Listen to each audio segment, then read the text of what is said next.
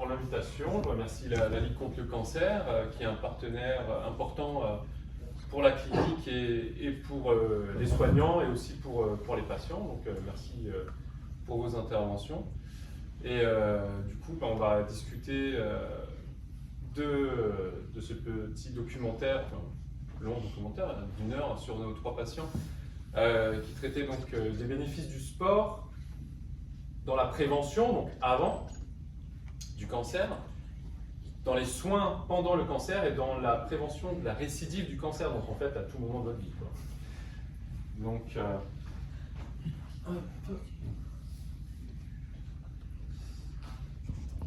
en prévention, on va voir un peu qu'est-ce qui favorise l'apparition des cancers et donc les facteurs sur lesquels on peut lutter. Parce que du coup, je vous ai mis ceux contre lesquels on peut lutter, hein, donc les mauvaises habitudes que vont être les consommations de tabac et d'alcool qui font beaucoup de mal, hein, à la société et aux patients.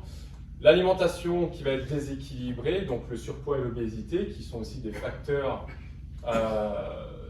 favorisant l'apparition des cancers, en plus de favoriser d'autres maladies plus connues et plus fréquentes comme le diabète, l'hypertension, et donc qui favorisent les cardiopathies, qui vont aussi être des freins aux soins quand il y a un cancer. Plus on a de maladies associées à notre cancer, plus ce sera difficile de bien soigner.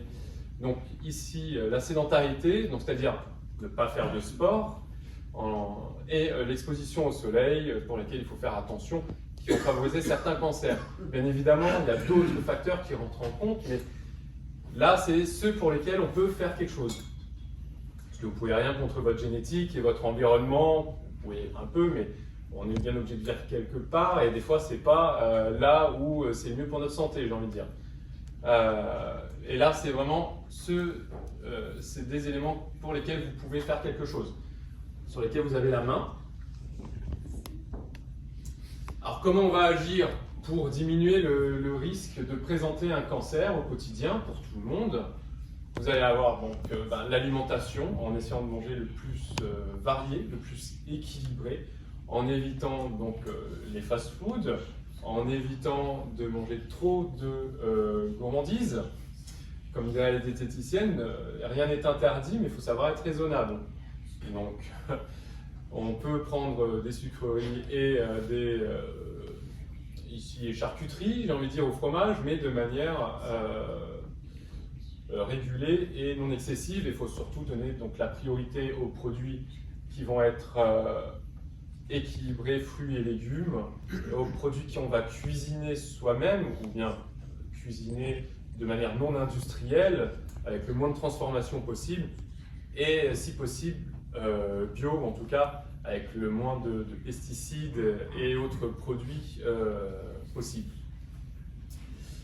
On peut agir avec les soignants pour prévenir le cancer, et grâce à la vaccination. Il y a plusieurs vaccins qui luttent contre le cancer, comme le vaccin contre l'hépatite B, puisque l'hépatite B va être facteur de risque de cancer du foie. Les vaccins pour les plus jeunes, pour lesquels il faut promouvoir la vaccination chez les adolescents contre le papillomavirus, qui va être facteur de risque de cancer donc, chez la fille, de cancer du col, mais aussi chez tout le monde de papillomavirus, de condylome anneau. Là, on est plus sur ma spécialité de gastro-entérologue, qui peuvent toucher un peu tout le monde, hein. Et il faut protéger les filles comme les garçons, puisque les garçons vont aussi être vecteurs du virus qui vont être transmis aux filles au niveau des cancers gynécologiques, et eux aussi peuvent en souffrir sous la forme d'apparition de condylome. Ils peuvent être responsables donc de cancer du canal anal par le biais de ce virus. Et enfin, le thème de ce soir, par l'activité physique régulière, adaptée à sa capacité personnelle, et qui va se renforcer justement. Plus on pratique, plus on pourra faire des activités d'intensité de plus en plus intenses et donc efficaces, parce qu'on a, alors j'en parle peut-être donc après, mais on a un effet dose, comme on aime dire en médecine, c'est-à-dire que plus on en fait, mieux on en fait, plus c'est efficace. Et grâce à ça, donc c'est un peu les chiffres qu'ils ont avancés, hein, je crois qu'ils disent 30 à 40%. Or, je préfère prendre les chiffres les plus bas pour pas être dans la promotion magique du sport, mais c'est vrai qu'on peut atteindre une amélioration de 50% de l'état de santé et de la prévention dans le cancer du sein et du côlon grâce au sport associé à l'alimentation équilibrée, puisque là le thème était beaucoup dans le documentaire du sport, mais l'alimentation est complémentaire, hein, bien évidemment.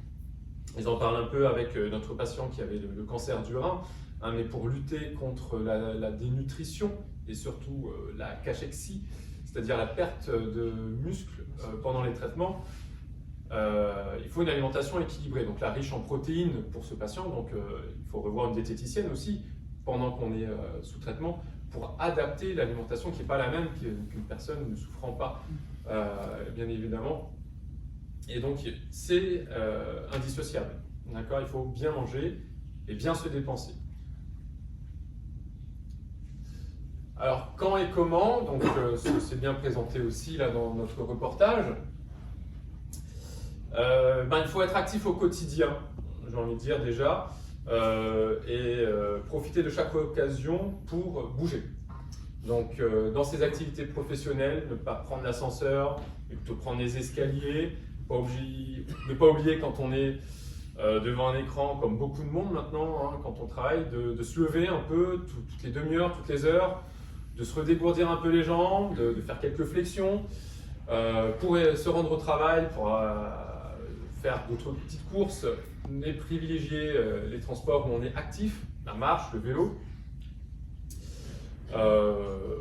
plutôt que aller en voiture sur des courtes distances qu'on pourrait faire à pied donc, ou à vélo, comme je disais. Et à la maison, il y a les activités du quotidien, les tâches ménagères qui nous occupent, qui vont participer en fait à un effort et à une dépense journalière de base qui est rarement suffisante. Et ce, malgré, si on est très actif des fois dans son travail, il y a beaucoup de patients qui me disent « mais je bouge beaucoup à mon travail aussi », mais ce n'est pas un effort physique suffisant, malheureusement, parce que même si au travail on bouge beaucoup, des fois on arrive à se reposer, à ne pas aller jusqu'à un effort où va y avoir une dépense énergétique, où on a un métabolisme de son rythme cardiaque qui va aller jusqu'à un effort dit modéré à soutenu. Même s'il y en a qui travaillent fortement quand même, hein. Je ne dis pas ça pour tout le monde, mais il faut y ajouter pour tout le monde après des activités, enfin des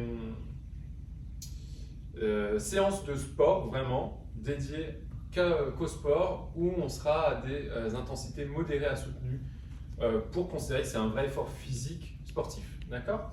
Pour ça, il faut bien évidemment, quand on n'a pas l'habitude, refaire un bilan auprès de son médecin traitant pour s'assurer qu'on va le faire dans des conditions de sécurité optimales.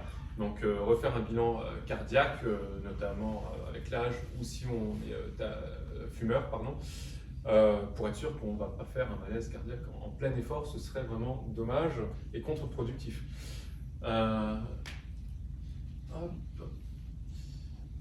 Donc, dans le soin du cancer, voilà, ça a été vraiment bien détaillé, hein. Pendant le cancer, on peut se mettre à faire du sport pendant les soins. Ça améliore grandement donc, la fatigue, et ça a bien été évoqué, hein, c'est vraiment la seule méthode de lutte contre la fatigue qui est efficace. Il n'y a aucun traitement qui va vous permettre d'être moins fatigué. Il n'y a pas de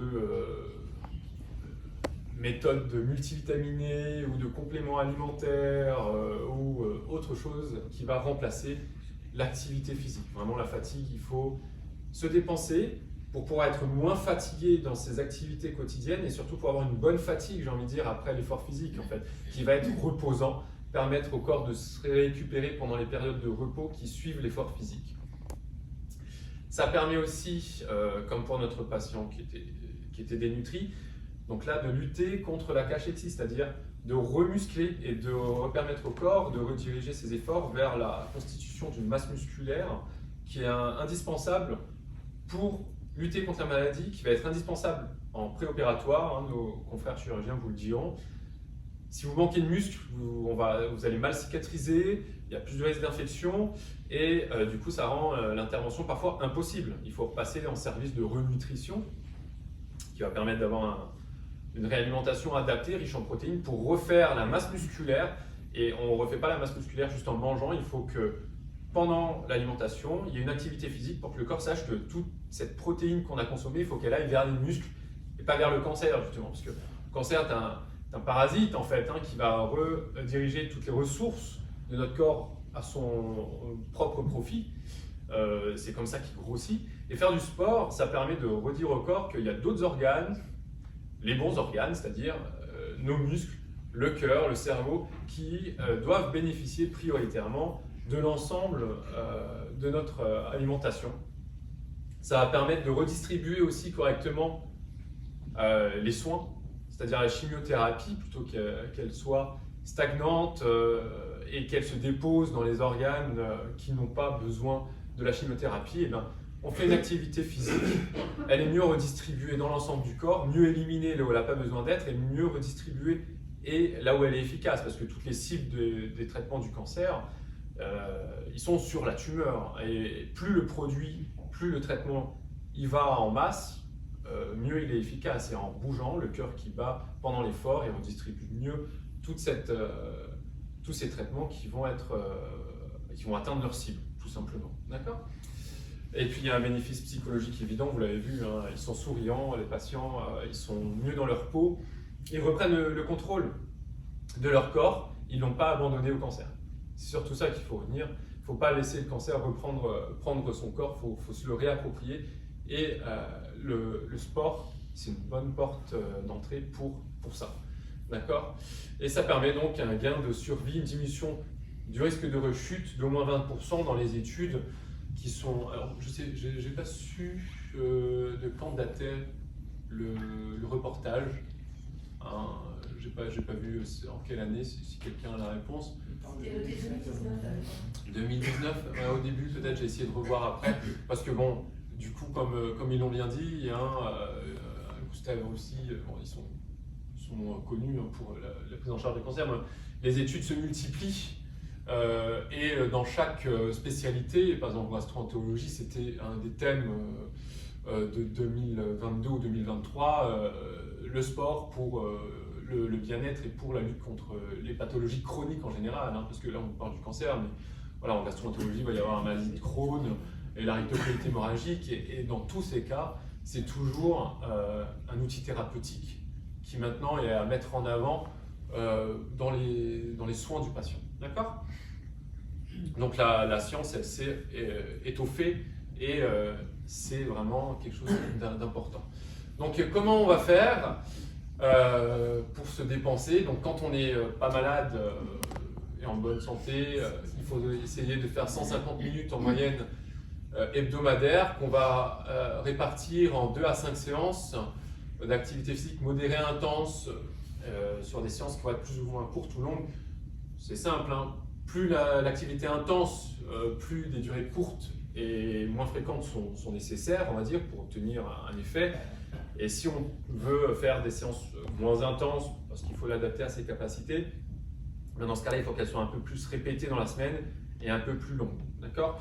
Donc on peut avoir l'aide de coachs sportifs ou bien de clubs de sport ou dans les groupes, dans les centres d'oncologie, de plus en plus de thérapeutes en sport spécialisés, de kinésithérapeutes, de coachs, et plein de possibilités s'offrent aux patients pour pouvoir faire les choses de manière adaptée, en groupe aussi, pour ne pas être tout seul si on préfère, parce que c'est bien d'avoir le soutien de personnes qui vivent la même chose que nous.